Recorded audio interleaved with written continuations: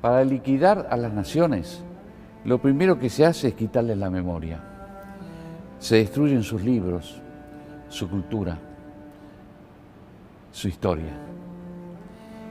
Y luego vienen y les escriben otros libros, les dan otra cultura y les inventan otra historia.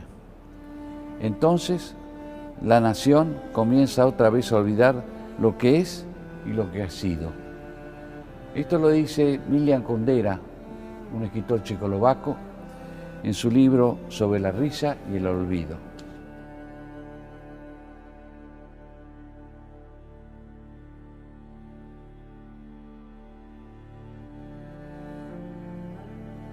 Soy Juan Bautista, ustedes me conocen como el Tata Joffre. Tengo 15 libros escritos sobre lo que vivió mi generación. Más que vivir, sufrió mi generación. Bueno, soy María Fernanda Viola, tengo 54 años, soy tucumana, soy hija de María Cristina Picón y de Humberto Antonio Viola, militar, que lo asesinaron en el 74. Era un domingo y como todos los domingos íbamos a almorzar a la casa de mis abuelos paternos y teníamos como una rutina. Primero íbamos a misa y después nos íbamos a comer los famosos ravioles de mi abuela Bebebo. Cuando llegamos a la casa de mis abuelos paternos, mi mamá, que cursaba un embarazo de 5 meses, baja a abrir la puerta del portón para que entrara el auto de mi papá y bueno, comenzaron las estampidas, tiros. Mi papá, como estaba María Cristina y yo en el asiento de atrás, baja del auto para resguardarnos y empieza a correr hacia la esquina de calle Ayacucho y San Lorenzo, y ahí lo rematan de un tiro en la espalda. Cuando lo matan a mi papá, que lo matan en el 74, era gobierno constitucional. O sea, no tiene nada que ver con el 76, porque mi papá lo matan en el 74. Todo era un griterío, caos.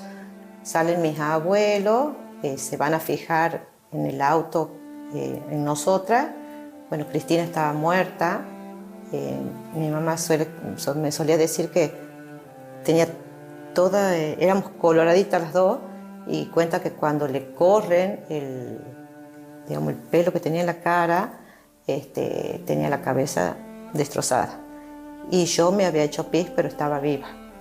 Por ahí hablan mucho de los derechos humanos y yo digo, los derechos humanos de mi hermana, que tenía 3 años, ¿a dónde están? Yo tenía 5. ¿A dónde están esos derechos humanos? Porque por ahí yo digo, bueno, mi papá era militar y bueno, tenía la vida jugada, pero ¿nosotros qué? Eso sí pienso y por ahí me da bronca. Un día me vienen a secuestrar y voy yo con un compañero mío que después desapareció, Néstor San Martino. Vamos caminando, paran 2 coches y un Valiant blanco creo que era, y bajan y me agarran y me ataron a una rueda que a mí me da la sensación, porque estaba vendado, que era una rueda de un carro. Bueno, me surtieron y me dijeron que me iban a matar. Era la gente de López Rega. ¿Vos sos Luis Labraña? Digo, no, para un momento, yo no soy Luis Labraña. Luis Labraña que salió corriendo. Que sí, que no, dudaron. Me llevan, me dejan en el medio del basural, me sacan unos cirujas de ahí. Ahí estaba sellado mi destino en la Argentina. Tenía que salir del país, no tenía documentos, no tenía plata, hubo gente que juntó plata para que yo me fuera. Y de ahí partí a Europa. El país no resistía más. Muertos por todos lados, bombas cada 3 horas, secuestrados, asesinados. ¿Qué hombre puede ser revolucionario o humanista o humano poniendo una bomba vietnamita en el centro de la ciudad? ¿Qué es lo que sucedió? ¿Por qué nos construimos en monstruos? Después aparecieron los militares y también se construyeron en monstruos. Pero es que la guerra genera monstruos. No es que los militares fueran malos o nosotros fuéramos malos. Nos convertimos en monstruos. Y pasó lo que pasó. No fueron 2 demonios. Fueron 2 ángeles caídos. porque de ambos lados, peleamos por la libertad y peleamos por la patria.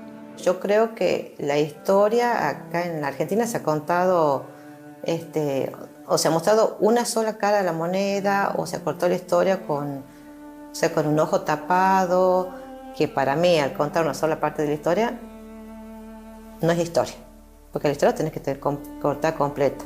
Yo que lo veo de un lado, yo digo, ha sido una guerra. Ha sido una guerra donde ha caído gente inocente de ambos lados. Que si hay un listado de víctimas, que también haya un listado de víctimas del terrorismo. Yo considero que en mi caso, que soy víctima del terrorismo, no hay ni verdad, ni memoria y mucho menos justicia. No se contó de manera completa la historia por varias razones. Lastimosamente se hizo por plata. El secretario de Derechos Humanos era Eduardo Luis Duhalde, que junto con su socio en el estudio Rodolfo Ortega Peña eran los abogados del ERP. Y se hizo por plata, porque hubo un reconocimiento a quienes habían destrozado la Argentina o a quienes iban a destrozar la Argentina y se quedaron con mucho dinero. Cifras enormes de aquel entonces y de hoy. Estamos hablando de $200.000 para cada uno. No era gratis esto que se hacía. Los organismos de derechos humanos de la nación cobraban el diezmo por la plata que se daba. La otra razón es que cómo iban a condenar al terrorismo si el terrorismo estaba en el gobierno de Kirchner. Porque hay que acordarse quién fue el presidente que terminó abajo con todo, con el indulto del presidente Menem, con el punto final y la obediencia de vida que había aceptado Raúl Alfonsín años antes. Estaban en el poder. No solamente sus guerrilleros, los terroristas que habían tomado las armas en aquel entonces, sino también sus ideólogos. Fue un gran negocio el de los desaparecidos. Pero el número fue gestado en Holanda.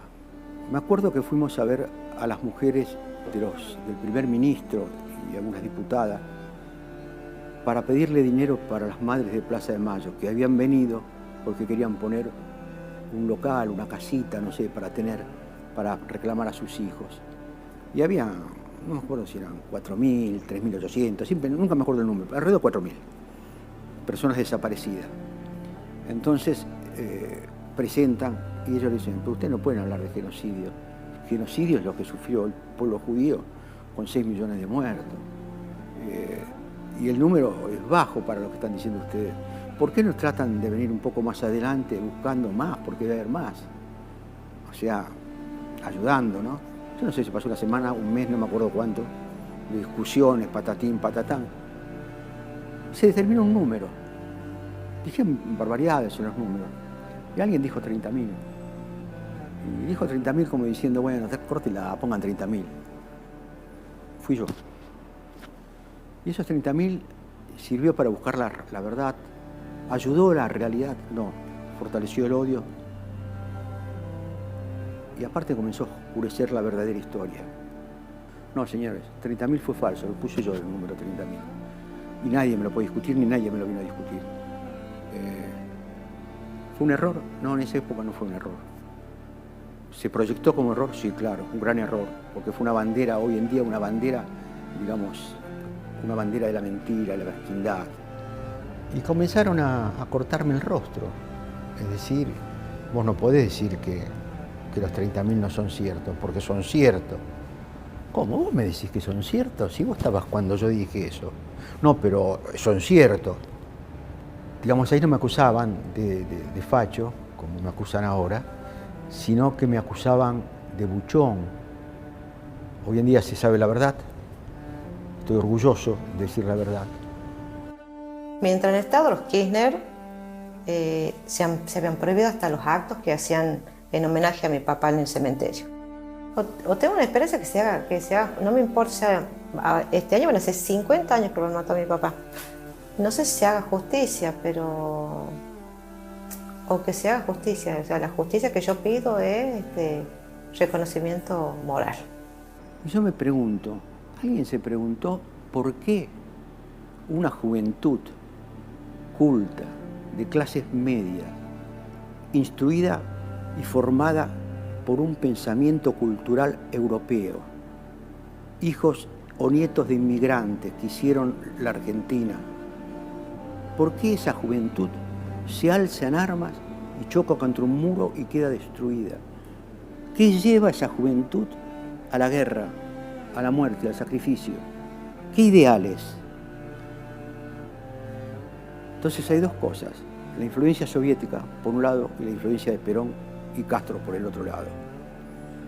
Y yo creo que eso nos llevó a ese suicidio colectivo que fuimos nosotros y al desastre que hicimos, porque fue un desastre lo que hicimos.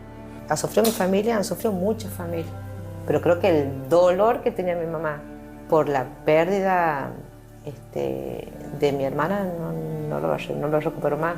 Ella siempre decía, cuando vos perdés un hijo, así vengan 20 detrás de ese hijo, ese lugar de ese hijo queda vacío para toda la vida.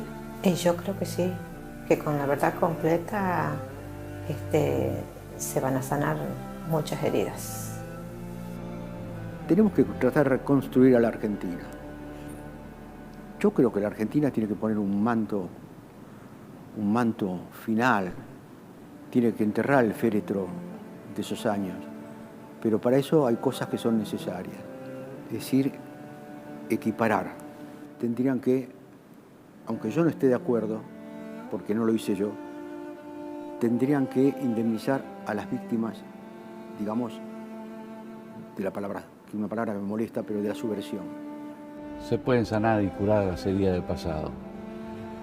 Entonces la mejor manera que podríamos encontrarnos todos argentinos el 25 de mayo es que nos demos la mano y miremos todos juntos para adelante, con diferencias, pero miremos para adelante.